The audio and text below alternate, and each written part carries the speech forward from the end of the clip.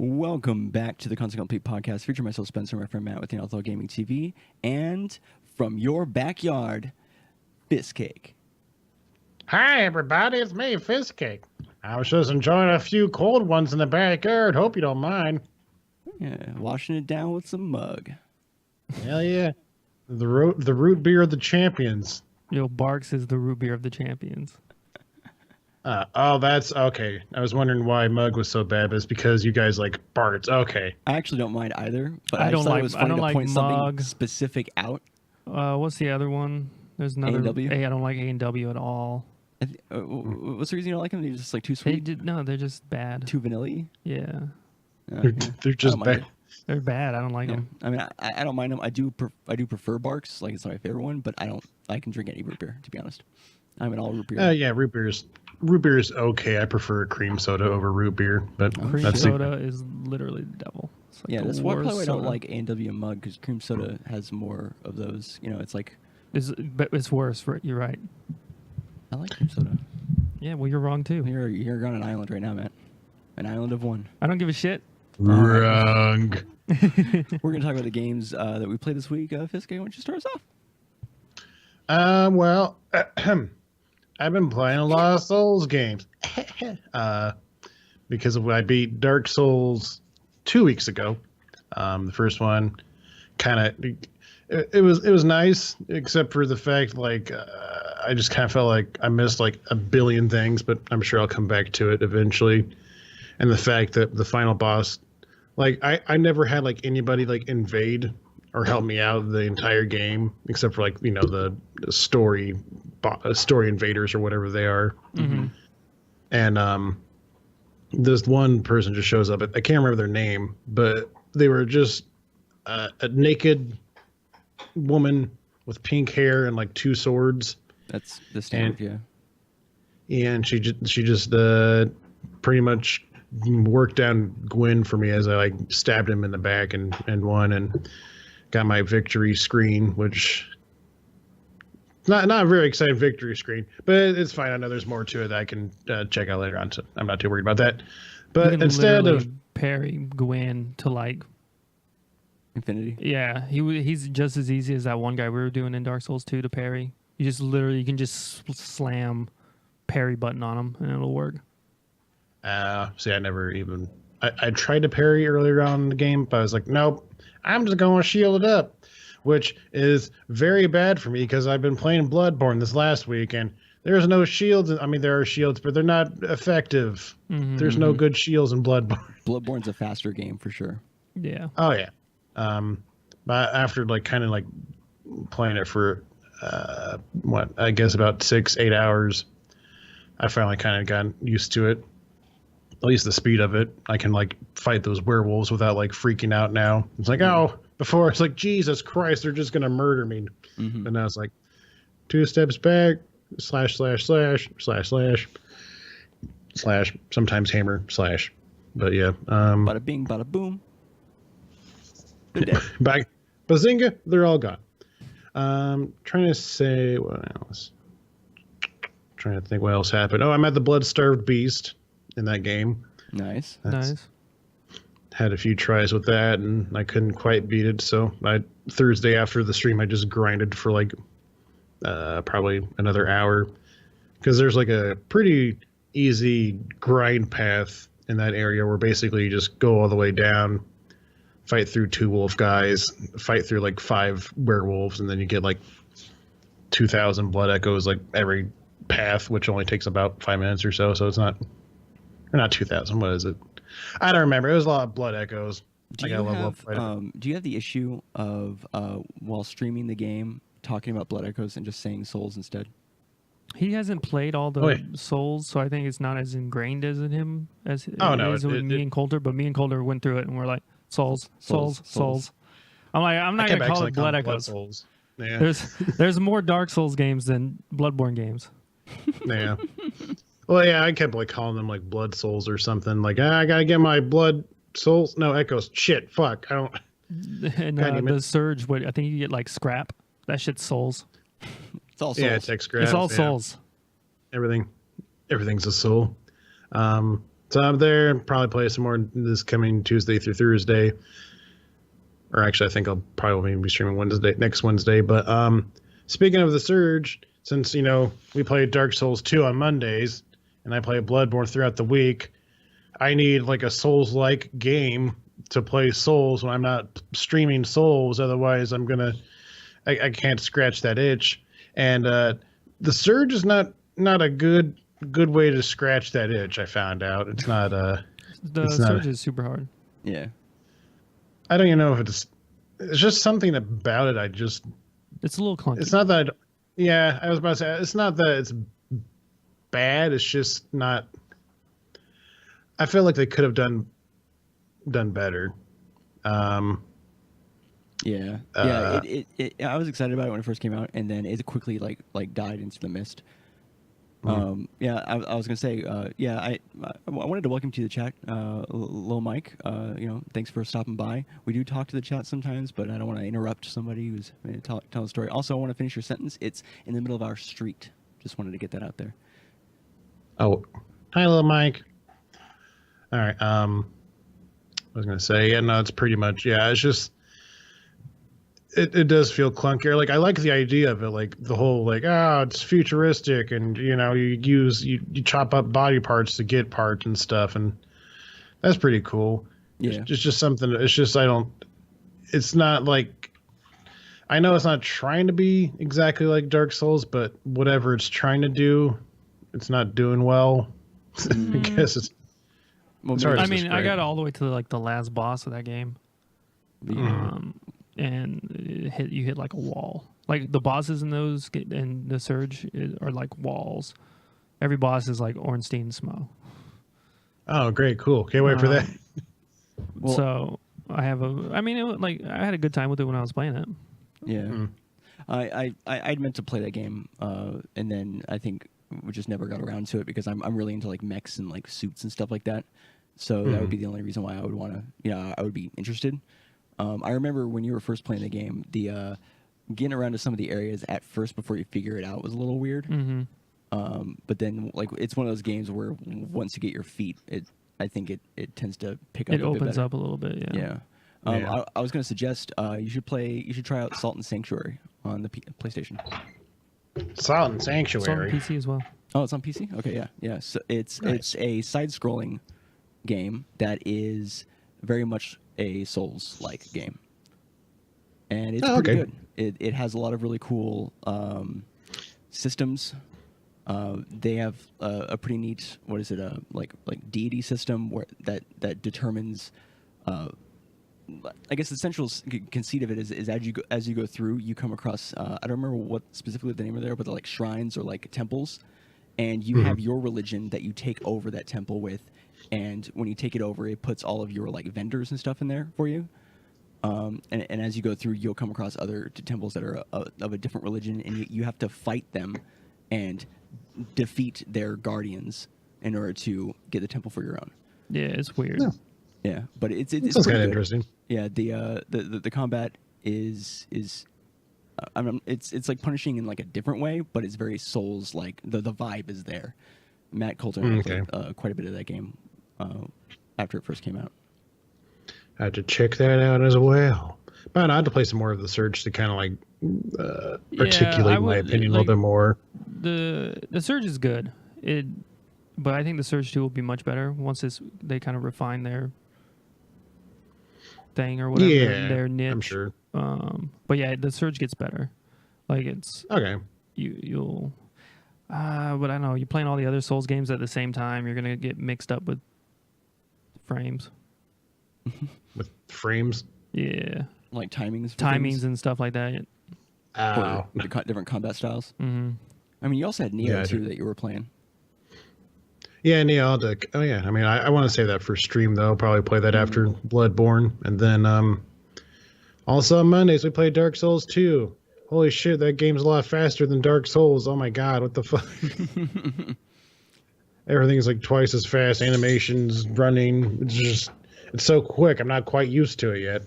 Yeah, and it's crazy because it was made by the B team. It wasn't made by the main, people who did, like the main team that put together Dark Souls 1. They just gave it to their secondary group. Oh wow! And I guess that's why it, like the systems are so like there's a lot of systems that are different that people weren't expecting or wanting. Yeah, I go guess. against things set up in Dark Souls 1, stuff like that. And then I think Dark Souls 3 they kind of bring a lot of those systems back. Oh yeah. Yeah. So it's definitely unique in that series of games. Yeah. Can't wait to play Dark Souls 3 then, but yeah, no, like I even heard from some people like somehow Dark Souls 2 is the slowest one in the series. I don't know who, I can't remember who said that. I think I was like watching some guy play it on Twitch. No, he's playing Dark Souls 3, and he was like, I just told him like, yeah, I've been playing Dark Souls 2 and Bloodborne, and it's a lot faster than I've, ever played. He's like, oh yeah, no, Dark Souls 2 is like the slowest one in the entire series. I'm like, I'm not going to argue with you there because that's not, I wouldn't do, I mean. That's not my life experience. Yeah. Playing them back to back. Yeah. I wonder if maybe he's talking about like progression throughout the game, just general story progression, or if he's talking about, because you were talking about like combat, and you just said you just said like faster, and maybe he was thinking about overall story progression or like going through areas. Yeah, maybe. I don't know. But either way, I can't wait to get all the souls and this coming Monday with all the Dark Souls. Yay, Dark Souls. Okay, that's it for me. How about you two? So on, obviously we've been playing Dark Souls 2 with you on Tuesdays. We just finished the last episode of season 2 or season 2. Yeah, season 2 of The Walking Dead. And so this upcoming Tuesday for Into the Veil, we're going to be doing, the council. Yeah. And then afterwards, Fiske, you're going to have something. You're going to have something. He sent me a list. Oh, he has a list? Oh, I got a schedule.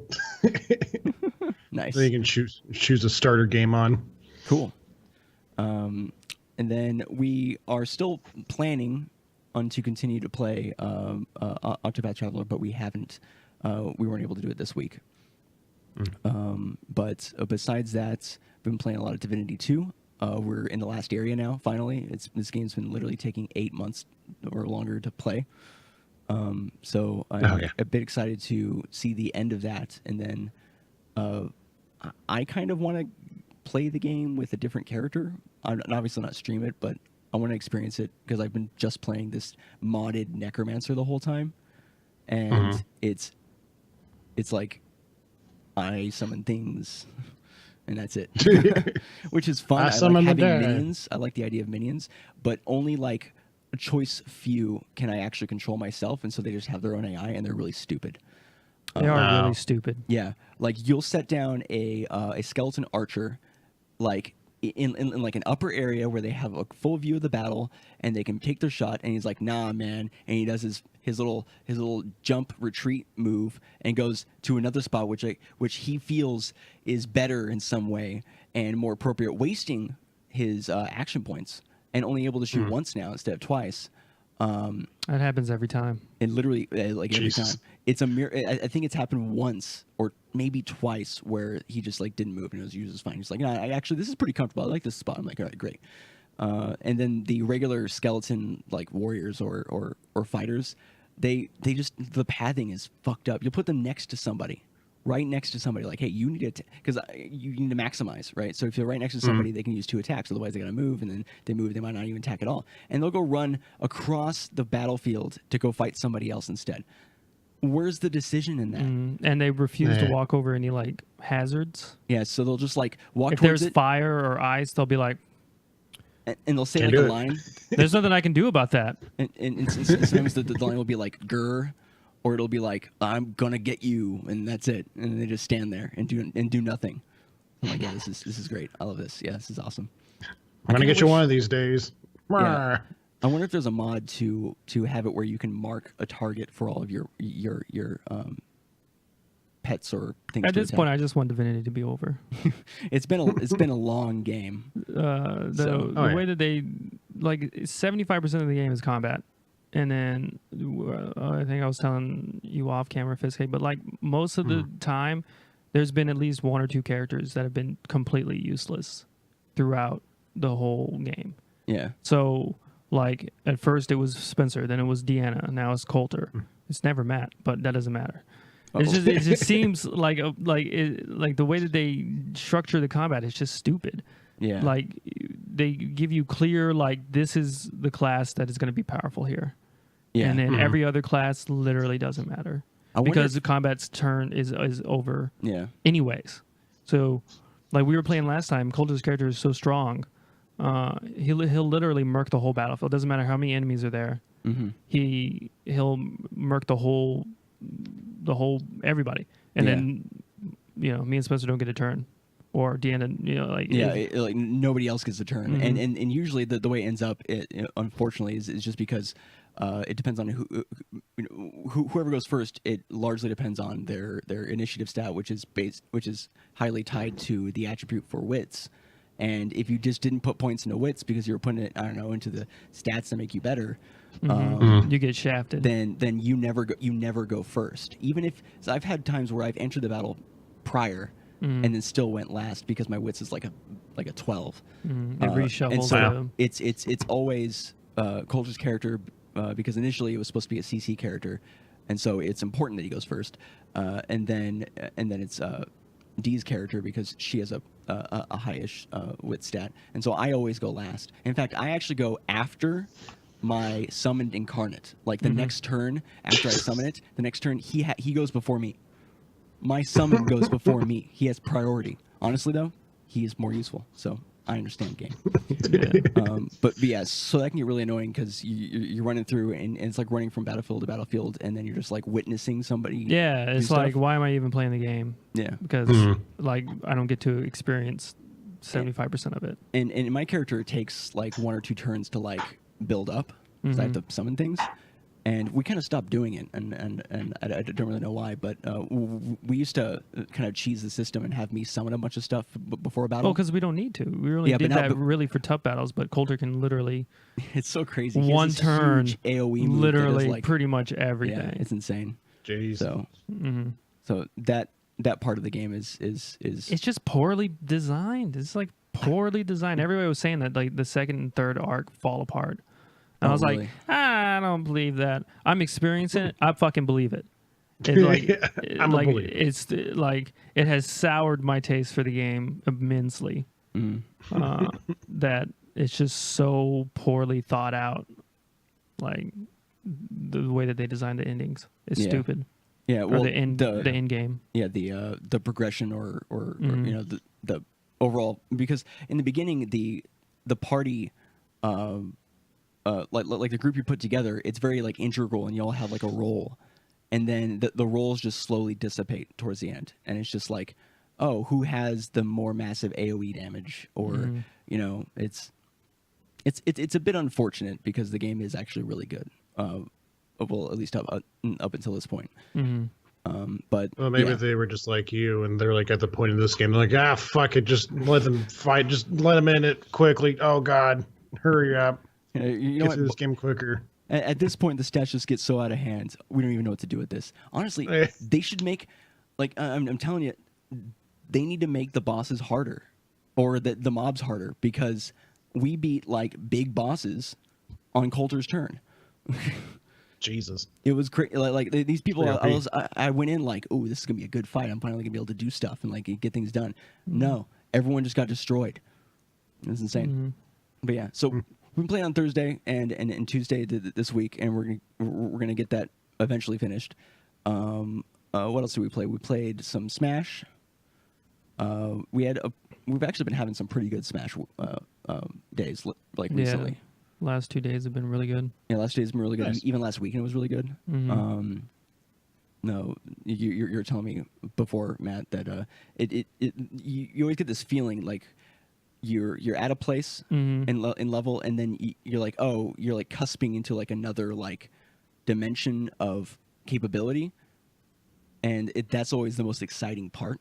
It's like the part that like keeps me playing the game, and then of course you're gonna level out a little bit because like it's like your brain and hands discover to do these things, and then now you gotta get used to it. Like, oh, this is my level. So that's kind of what's happening right now, and it seems to be happening faster and faster too. Over the last couple of months, which is nice. Are you guys gonna go Super Smash God, Super Smash God, Super Smash? Still like maybe only top 250. Top 250. All right. In the world, or? Oh yeah, I mean in America, which is basically the world. Oh, gotcha. Sweden. All right. Oh yeah, I would say at least top 300. Of course, we'll go to a tournament and get washed. Yeah, but that's just because I got tournament nerves. Right, and I didn't sleep good the night before. And controllers not working. Yeah, my control, my all my buttons don't work. Yeah. So really, it's not your fault at all. It's not my fault. You're actually top 10. Yeah, I'm actually top. I'm potentially. I'm number one actually. Plot twist. Did we play anything else? I've been playing a lot of WoW. Oh yeah, we play a lot of World of Warcraft.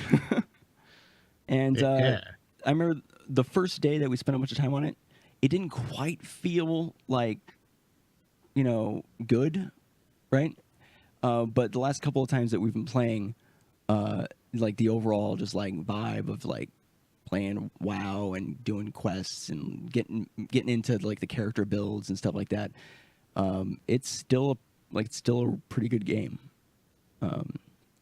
It's got some good bones. Yeah, It's got some good bones, and there's a lot of really exciting features that are coming up in the next expansion that is making me excited. That is just gonna like they're making a lot of really cool changes, and they're doing this expansion is gonna be the first one ever that's because usually when they introduce a new scenario, they create like a new area, and then both the Horde and the Alliance have quests and quest lines within that same area, because that's where like the stuff's happening. But in this new expansion, it's called Battle for Azeroth. They're doing something entirely different, where the Horde areas that where their quests are going to take place, and the Alliance areas where their quests are going to take place, aren't going to be in the same areas at all. You're not going to run into each other, and it's only late game content where they like they'll attack each other and take like footholds within those areas. But for the most part, the leveling portion of it is going to be completely separated, which is going to be really interesting because they have a lot of like semi-complex storyline stuff going on right now. Yeah. When it comes to your factions against each other, but then within the factions, at least within the Horde, there's like there's the potential to have some kind of splintering, but I don't know if that's going to work out. But it's just kind of cool how they're doing it, because usually, here's this threat, and then they both come together to defeat it, and they have their own leveling areas. But now it's entirely different, because it's kind of the whole storyline's kind of like putting one against the other. That is the whole storyline so far. Yeah, Battle for Azeroth. I say that so that you can confirm it, because so it is like an alley-oop situation. Yes. Yeah. And instead, don't ever alley-oop me. Instead, you took it as like, you fucking idiot. You fool. Don't ever alley-oop me again, you son of a bitch. All right, Nixon. No, that's JFK. Damn it. Just Matt sounded exhausted saying Nixon. that. Yeah, no, I had to throw in the Nixon. But yeah, we've been playing that, and that's fun. Yeah, it's a lot of fun. Like, it's nice. Sure. Fuck you, Fishcake. This is a hater for a hater's sake. Yarr. Yarg, be mateys. All right, we can go down to our first story, since we can't talk about fucking World of Warcraft, because this fucking joke. You and Coulter, dude. You guys start your own anti-WoW podcast, you fucking cucks. I said, what's a fucking crazy word? That was a very big build-up for cucks. All right. You got me good. Tactical. So the first story on the list here, Chrono Trigger is receiving its final Chrono Trigger for the PC is receiving its final patch. 25 years after Chrono Trigger for the SNES Nintendo is getting a patch for Chrono Trigger. So look out in your mail if you signed up to the mailing newsletter back in the 80s or the 90s, then you're in luck. No, to kind of create a story here about, or at least break it down for people who aren't aware, like I can break it down. The PC version released with they basically ported the mobile version, which had none of the cool shit. All the menus are jacked up. Art sucked. Like, it looked like shit. And it literally now looked they've like a been slowly game. Well, because it was the mobile port, Spencer. Yeah, that's part of the native list. Keep going. So basically, they've been drip feeding like kind of the DS release features that they've had in it, which is, most people say the DS version is the best version. It has like some storylines and some extra shit added on top of it. The most recent updates, they finally put in the ability to redo key bindings, which is a huge deal because apparently what it came out with was incredibly wonky controls and a fiddly UI. And the art style was like a weird pixel smoothing feature or filter that made a lot of people real pissed off. And they removed that. Well, they didn't remove that, but they gave you the option to have the original graphics, which is like, why wouldn't you want to have the original graphics? I don't understand why they do that. They have it in a series of 5 patches. This is the last one. They originally were going to do 3, but they just, I guess, more things came up. But along with the key bindings, they also are including a cutscene kind of section. You know, in some games when you unlock a cutscene, you can go back and watch it. They're adding that in there because people were really wanting that, I guess.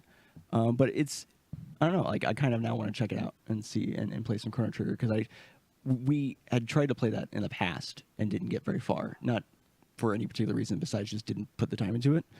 So, but having like a full, release that apparently is now getting very positive reviews with all the updates. I mean, it's so crazy to me that, but Square Enix loves to release their old JRPG like games just in the worst shape of all time for PC. Just in the absolute worst shape that anybody has ever seen. They have a history of this. For people who have ever played the PC version of Final Fantasy VIII, yes, there's a PC version of Final Fantasy VIII. It is fucking terrible. They're obviously because when it came out, and 7. I'm talking about recently though. They'll release them on Steam or whatever, and they're always mobile ports, and they always suck.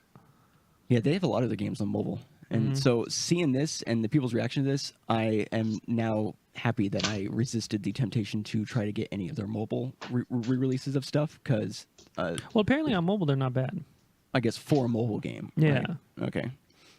Yeah, so that's happening. That's cool. I've never played Chrono Trigger. I've heard that this is, for some people it's the, That's the JRPG. It's like the JRPG, so... That's like, so casuals, their JRPG is Final Fantasy VII. Right. For like... probably 2 steps below or above casual, not hardcore, but kind of hardcore core. American really. hardcore, medium core, more like heavy core. Then it's but not like post-hardcore. No, it's not post-hardcore. Okay. No, post-hardcore is Final Fantasy X. Really? Yeah. Oh man, people are going to be mad about that one. And so it's Chrono Trigger. It's for those people. So for which group again? It's for I got lost. The heavy hardcore. It's the heavy core is Chrono Trigger. Yeah. Yeah. And then for casuals, it's Final Fantasy VII.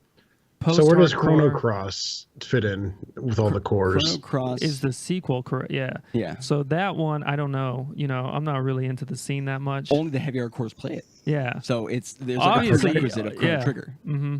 Yeah.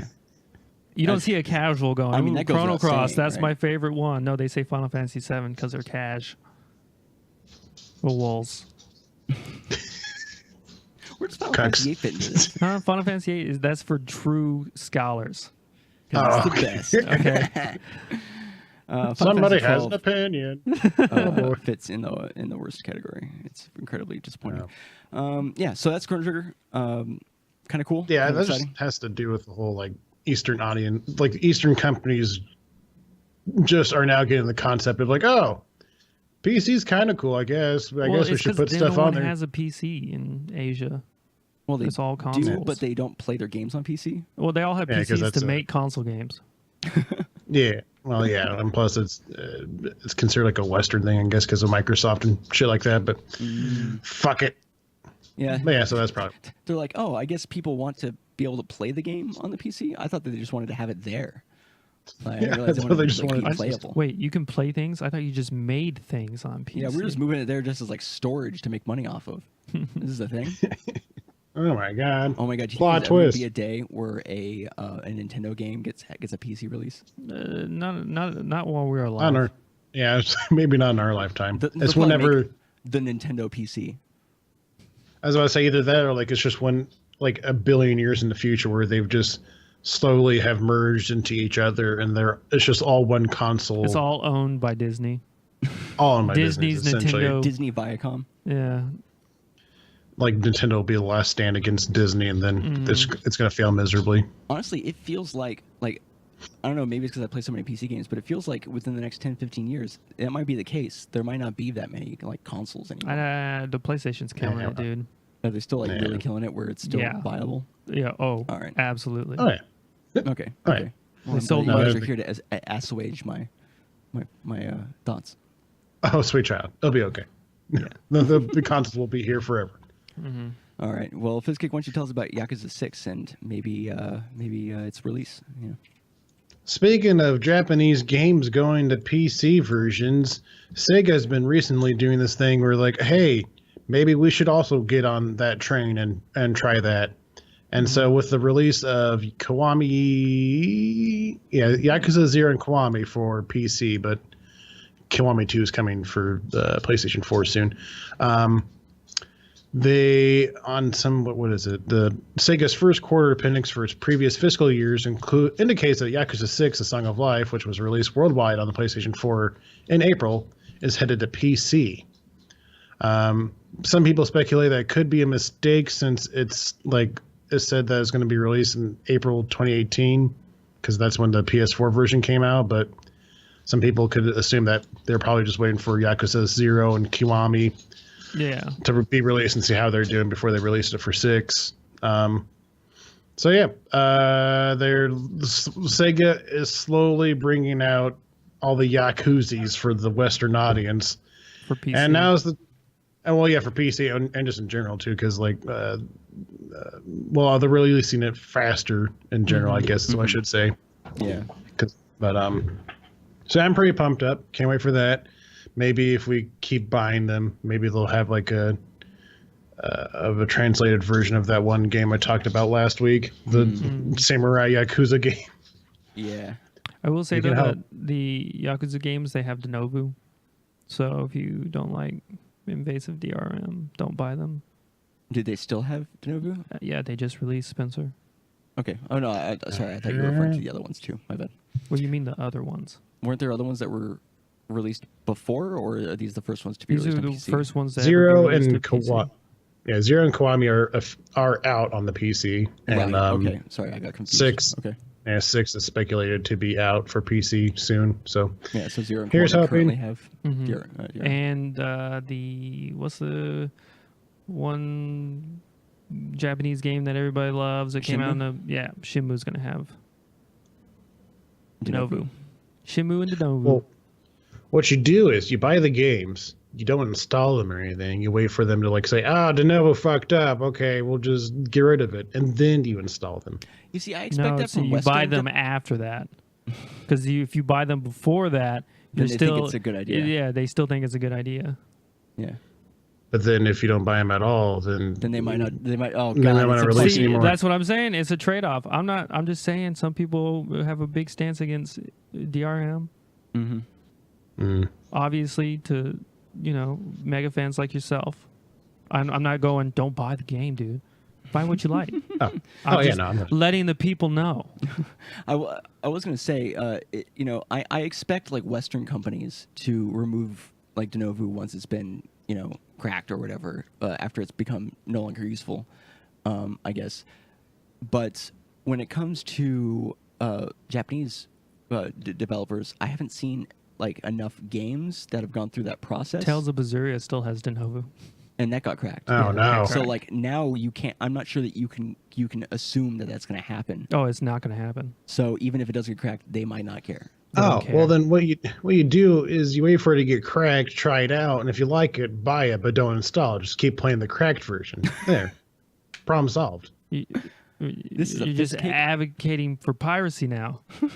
No, I'm not advocating for piracy. I'm just advocating for supporting your Eastern games in the Western format and the most effective and safest way for you, the consumer. Okay. I would just wait until it gets cracked and then buy it. Don't buy it before it's cracked. Or don't. I don't know what we're talking about anymore. Right. It's fine. It's fine. It's exciting that they might be making a PC version of Yakuza 6. So that's really cool. And I am glad that more Japanese games developers are making PC versions of them. And I'm curious to hear how the ports are for the Yakuza games. So far, Yakuza 0's got like a mostly positive or very positive or something on Steam, so the port must be decent. Yeah, we'll see. If it was really bad, it would be mixed or negative. Yeah, we'd be talking about it. Gotcha. All right, cool. Well, for our next story, as I open up my phone, Fitzkick, just keep going. Harada Popov. Oh yeah, so remember thing, right? yeah, I forgot when I'm sending you the notes. I have to make it more clear for you. No, that's fine. I'll just say it, you'll figure it out. There we go. Like right now, perfect. So last month, or like at least 3 episodes or so ago, we talked about how basically somebody from Guild Wars 2, the development team, after they did AMA on Reddit, they were like, well, somebody. Actually, I might have been slightly incorrect about that. I think it was like a partial on Reddit thing, but also she was taking questions specifically over Twitter too, which makes what she did especially worse. Yeah, that makes her especially the 2 times so stupid. Yeah. Yeah, I was about to say either way, she's at fault for that. But basically, she popped off at somebody on Twitter for asking her a question, which some people deem is like the guy mansplained how to make the game, whatever. Mm-hmm. Anyways, in a strange turn of events, somebody did that to Katsuhiro Harada, who's the brainchild of Tekken. Yeah, game director, chief producer of the fighting games, worked on Tekken for the last 23 years. Okay, so that's his official Twitter profile. Anyways, for some reason my recording keeps getting louder. He said that today there's going to be a Bandai Namco booth at EVO. Somebody asked him if there's going to be an announcement for Tekken 7, like anything related to it on EVO Sunday. His response is, I'm not sure. Do I have to announce at every event? I'll say, sorry, we have no announcement this time on stage. Then you guys would be booing. Please. It's him. I guess English is not his first language, so I'm trying to... Yeah, you're trying to... we both can't think of the word. Streamline it. Yeah, there we go. Whatever, fuck it. And the guy argued back, well, EVO's not an every event special, blah, blah, blah. And then he goes on, and he's like, fair enough, but it's a bad marketing strategy, I guess. Harada comes back with, if I did not understand the marketing strategy, Tekken would not be the top share of fighting games in the series. So basically he's saying, then Tekken wouldn't be, very fucking popular. Shut your mouth and watch. And then he goes on to say, well, shut your mouth and watch the stream or eat delicious pizza. Which, when it comes to like the comebacks, like having like a positive word in the comeback, that's very unique. I haven't heard that before. Yeah. Why don't you fuck off and make a delicious pizza? I'm going to end all my sweet comebacks with eating delicious pizza. Yeah. That's how we'll do it. But then the guy that started this whole thing, he's like, wow, what an answer. True. Tekken is one of the most successful fighting game series, and I hope it'll ever be. But sometimes it's important, blah, blah, blah. He basically just backpedals and backs off. Yeah, and somebody put like a GIF afterwards. It's like, oh, way to backpedal there. Yeah, no, sick backpedal. It's like literally a dog backpedaling on a tricycle. Yeah. But, yeah. Perfect. Twitter in a nutshell. Mm-hmm. So yeah, that's how every Twitter argument between a developer and a fan should go. Is that they should be able to voice their true opinions without having to worry about getting fired or something. But hey, I mean, that's just my thing. And no. Okay, let's go. Fight. No. No. I mean, they're representing a company, so they should have some decorum. So, okay. Well, I have a middle of the road thing, and just say it's situational, and yeah. I mean, obviously, what's his face did it in good fun. The lady did not do it in good fun and was a bitch and deserved to get fired. Yeah, I think it all has to do with the tone. And the fact that he didn't like insult the person or anything. He told him to shut his mouth and eat some pizza, right? But that's not like. I think it has to do with the way that you approach, kind of. Also, he defended a good point, I guess, is also the other thing. Yeah. Also, we just talked before about the woman probably having some kind of, warnings before about behavior or something like that. Yeah, so a history for shit like that. Yeah. So for her, obviously I can't say for sure, but I'm in the camp of I understand that you work for a company, you are the voice person or whatever. That's fine. But I mean, I feel like, I don't know, just getting fired all the time. It just for me nowadays, it just seems like people are getting fired a lot for the stupidest shit. Not even like a warning. It's just straight up getting fired. But I mean, again, her might be a different thing. Though, if you're part of a company, don't use Twitter to voice your bad opinions or like insult your consumers. Like, it doesn't make any sense. Yeah. I mean, agree to disagree. All right. We're just going to keep saying the same things over again. So. Well, I think it's like this. Well, I understand that, but I think I hear like that, this. but I hear what you're saying, but my opinion. Honestly, I just think you're fucking stupid. Like, all right, we're fired. Let's wait for the backlash from the community. Probably.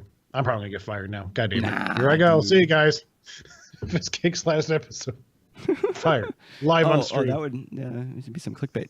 All right. So our next story, Star Citizen. So Star Citizen is a game that's been coming out since the beginning of time. And there was kind of a small, little situation that happened with the currency in the game. So originally you could actually pay for currency up until a cap of 150,000 by buying 25,000 UEC is what it's called. You get a cap of buying 25,000 per day up to the 150,000.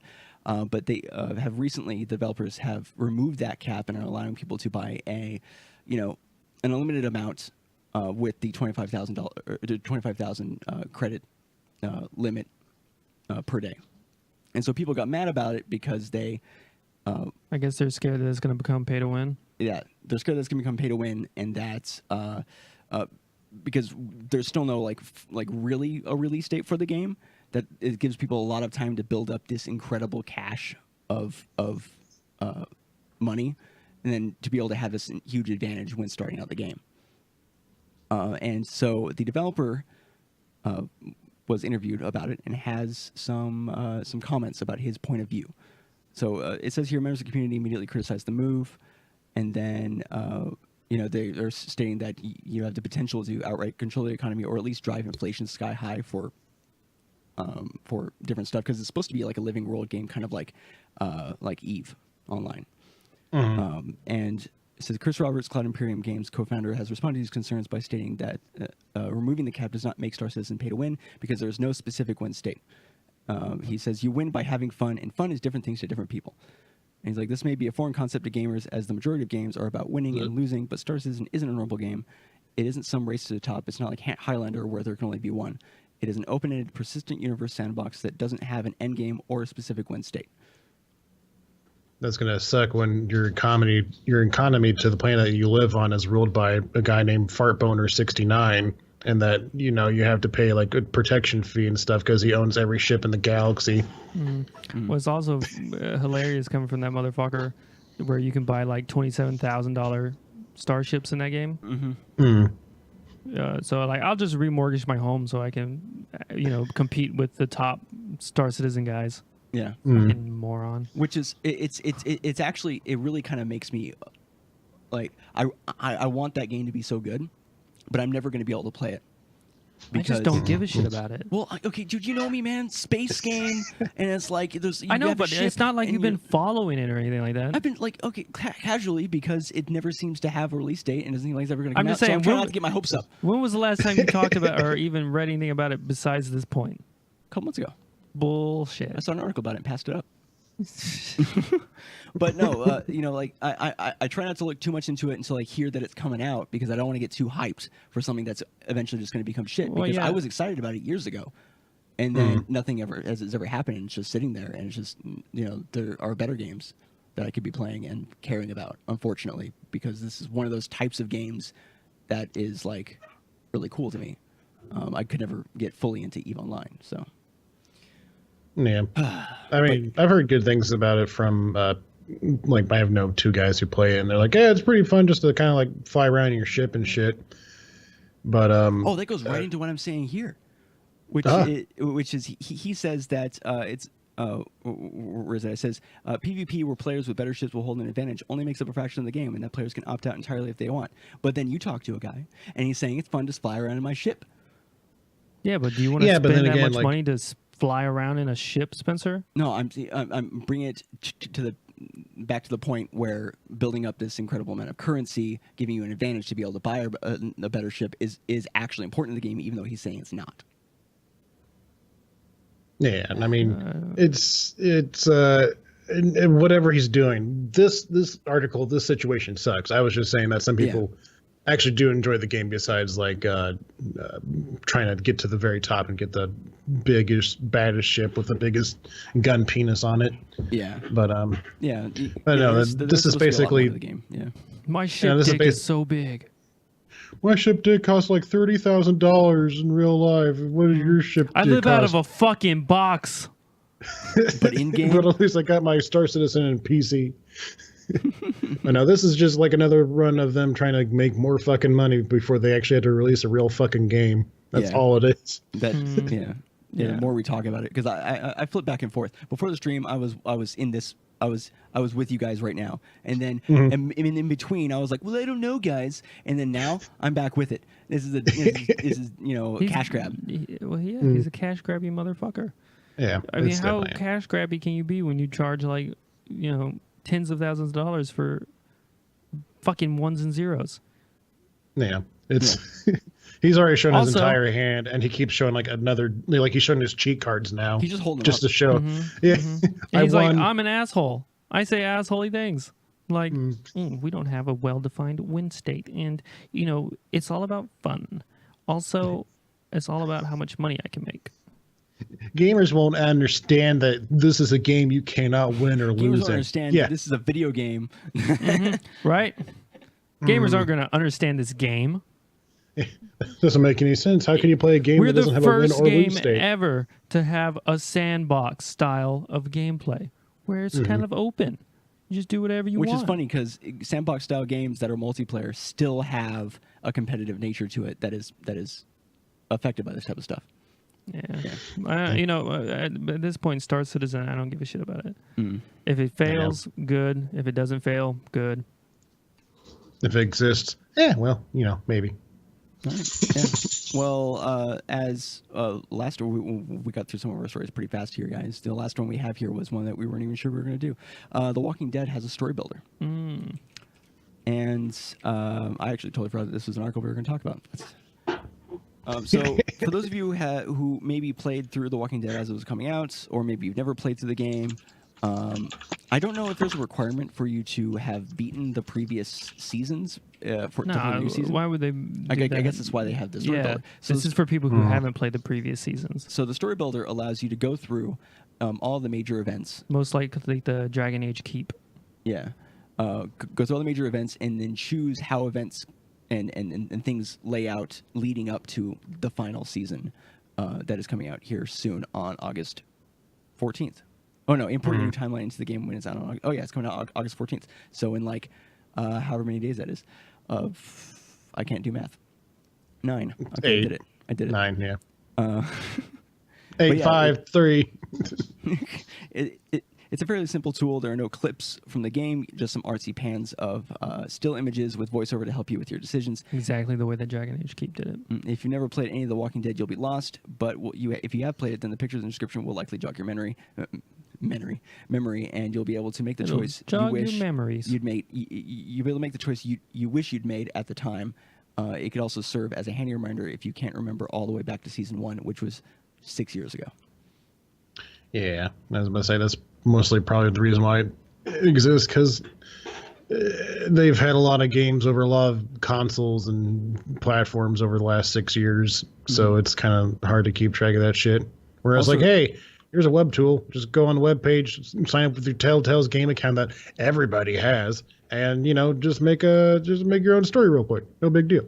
Yeah, I'm just surprised that they haven't done that for the rest of the games. Yeah, I don't know. I guess maybe this is like their biggest series. Well, I think with the other ones, you just pick your choices from the previous game, I think. But they didn't do that with the original, like, first couple of seasons for this, and so they have to kind of, like, retroactive that type of choice picking system. I don't know. I thought if you make a brand new game with no previous save data, that you can make your choices from before. I think you're correct. So then, what is the point of this then? The point is, if you played it like a billion years ago on consoles and shit, you can just go onto this webpage and just pick every choice from the last 4 games. Yeah. Whereas maybe normally you just only could do the game previous. Yeah. Okay. That's what I was gonna say. So yeah, that makes sense that they would do that. Cool. Yeah. I mean, it's a pretty cool feature. I like how it is. You have the ability to just do it online and do it early on, and so I am envisioning that people are going to come up with like different genres of storyline of like how things go. It might be kind of fun to look at. But we can just completely skip season 3 and just do that. She killed everybody and she killed as many as she could. No, dude, I want to experience it. Okay. What? Experience. Get out here, gamer. Look, you probably don't understand this type of heavily linear storytelling. Where choices barely matter. All right. Gamers like you wouldn't get it. I just Can I have $5? Just cuz? Just for funsies. I actually charge per speech. Mm-hmm. Yeah. Here at Star Walking Dead. Oh, God damn it. Citizen. Star Walking Dead Citizen. Okay. Oh, God. Yeah. All right. Well, yeah, fuck it. Yeah. That's it. So The Walking Dead's going to have a story builder. That's really cool. And you can go through all the games and pick your optimal storyline. And it's a nifty little feature. But that's all the stories we have for the week. Did we want to just move on to ending the show? Anything else we want to bring up? From earlier, I think we were arguing 2 different things.